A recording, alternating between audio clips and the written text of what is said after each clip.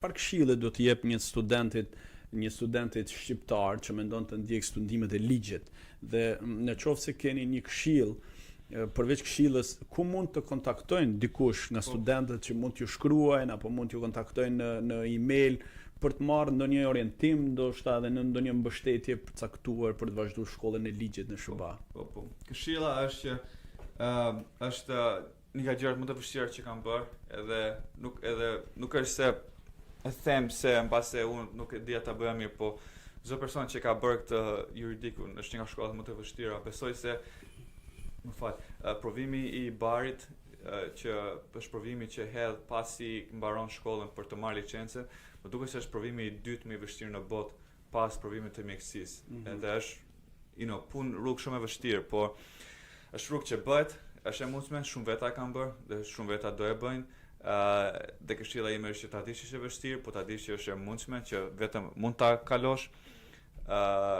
të bësh pyetje, të përdor sa më shumë materiale ndihmuese që mund të kesh. Një nga vështirësitë më të mëdha që pash unë ishte se jo që është shkollë vështirë, por edhe unë pse në atë kohë kam bërë vite në Amerikë dhe di gjuhën shumë thjeshtë, ishin shumë gjëra që unë akoma si dija.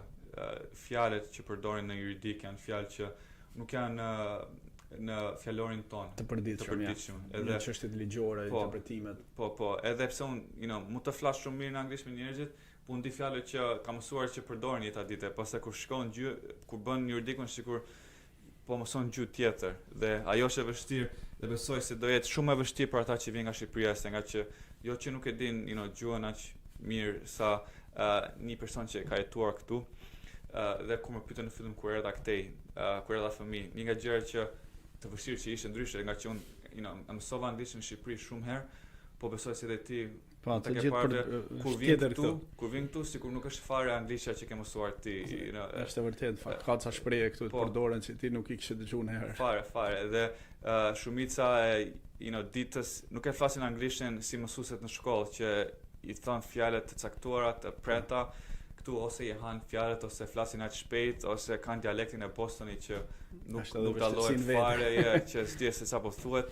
Po studentëve shqiptar, çfarë po themi atyre që duan të studiojnë juridikun ose ligjin këtu në Shtetet e Bashkuara të Amerikës, ose studentë që janë këtu në Shtetet e Bashkuara që duan të vazhdojnë ligjin, çfarë sugjerimesh do t'i japësh dhe ku mund të kontaktojnë ata nëpërmjet organizatës për t'i orientuar apo për të dhënë ndonjë këshill më shumë? Po, më thënë të drejtën, unë nuk kam shumë rrjete sociale.